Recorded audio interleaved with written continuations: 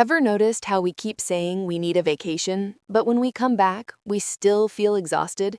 What if the problem wasn't that we needed to escape our lives, but that our lives had just become too cluttered to actually live in?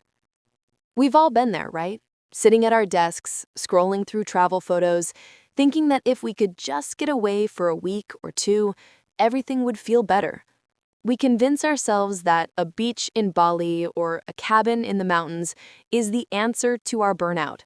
But here's something interesting that happened when we started looking into Japanese minimalism.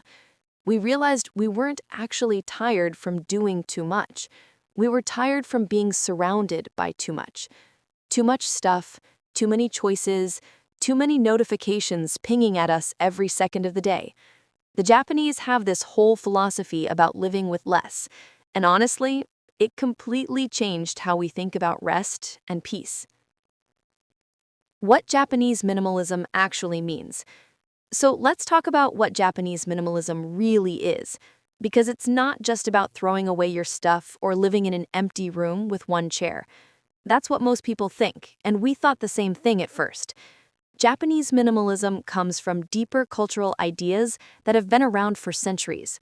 There's this concept called which is all about negative space, about the power of emptiness. It's the pause between musical notes, the empty space in a room that makes it feel peaceful. Then there's Wabi-Sabi, which teaches us to find beauty in imperfection and simplicity. These aren't just design trends that look good on Pinterest. They're actually about how we approach our entire lives. What really struck us about this philosophy is that it's not about deprivation at all. It's actually about making room for what matters.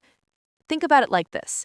When your closet is packed with clothes you never wear, finding something to put on becomes stressful. When your schedule is crammed with commitments that don't really feed your soul, even your free time feels exhausting. Japanese minimalism says that less isn't about having nothing. It's about having exactly what you need and nothing more. And here's the really interesting part. When we actually have space, physical and mental, we can finally breathe. The noise we don't even notice anymore. We want to talk about something that most of us have completely normalized. Noise. Not just the sound kind, though that's definitely part of it. We're talking about all the mental clutter that fills up every corner of our lives without us even realizing it.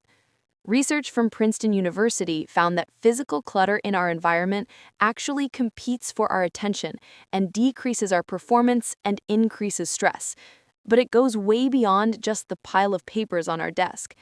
Think about how many browser tabs we have open right now, how many unread emails sitting in our inbox, how many apps on our phone sending us notifications about things that honestly don't matter. We've got streaming services showing us thousands of shows we could watch, making the simple act of choosing something to relax with into another decision we have to make. We've got social media feeds that never end, always showing us someone else's highlight reel while we're just trying to get through our regular Tuesday. Every single one of these things is pulling at our attention, asking for a little piece of our mental energy.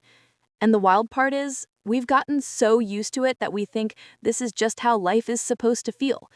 We think everyone else is handling it better than we are, so we must just need to push through, work harder, optimize more.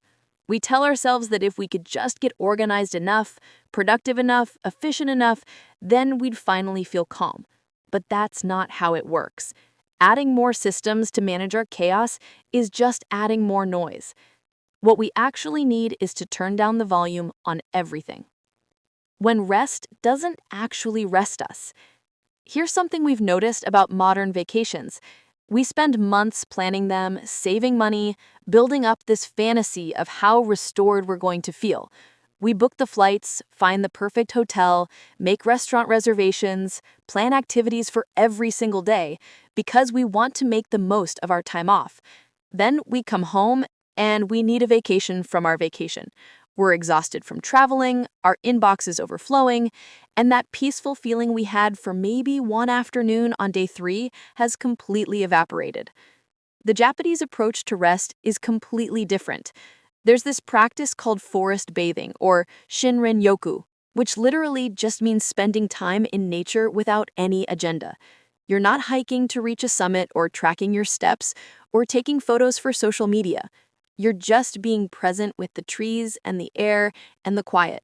Studies from Japan's Chiba University have shown that forest bathing actually lowers cortisol levels, reduces blood pressure, and improves overall feelings of well-being. But the key thing is the simplicity of it. There's no performance involved, no optimization, no trying to get the most out of it.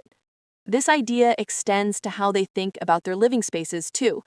A traditional Japanese home doesn't have a lot of furniture or decoration. Rooms serve multiple purposes.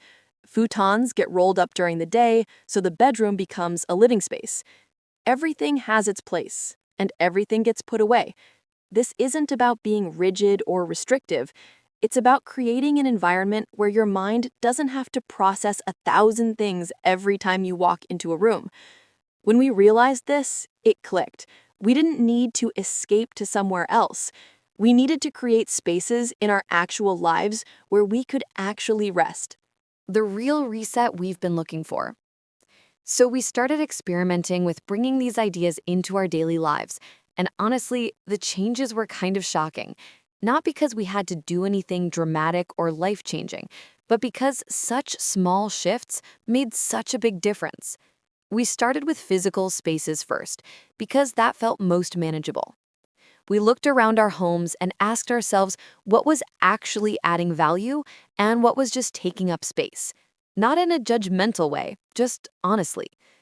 That collection of books we kept meaning to read but never did, we donated them. All those kitchen gadgets we thought we needed but used maybe once, gone. The clothes that didn't fit quite right or didn't feel comfortable, we let them go. And here's what happened. Our mornings became easier. Getting ready didn't require digging through piles of stuff. Our evenings felt calmer because we weren't constantly seeing reminders of projects we should be doing or things we should be organizing. We actually had space to just exist without our environment constantly demanding something from us. Then we tackled the digital noise, which honestly felt harder at first. We turned off almost all our notifications. We unsubscribed from email lists that we never actually read. We unfollowed social media accounts that made us feel worse instead of better, even if they were popular or everyone else seemed to love them. We deleted apps that we'd open out of habit just to fill empty moments. This one was interesting because we realized how much we'd been using noise as a way of avoiding being alone with our thoughts. Without all that constant input, we actually had to sit with ourselves. And yeah, it was uncomfortable at first, but then it became something else. It became peaceful.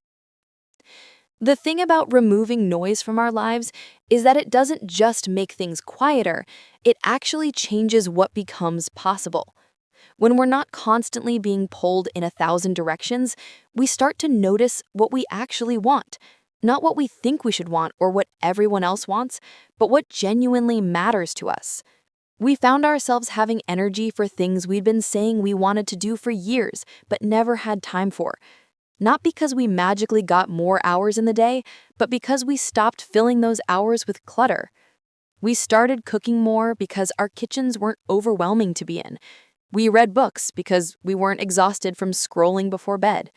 We had actual conversations with people we care about instead of just sending quick messages between other tasks. These weren't items on some self-improvement checklist. They just naturally emerged when we created space for them.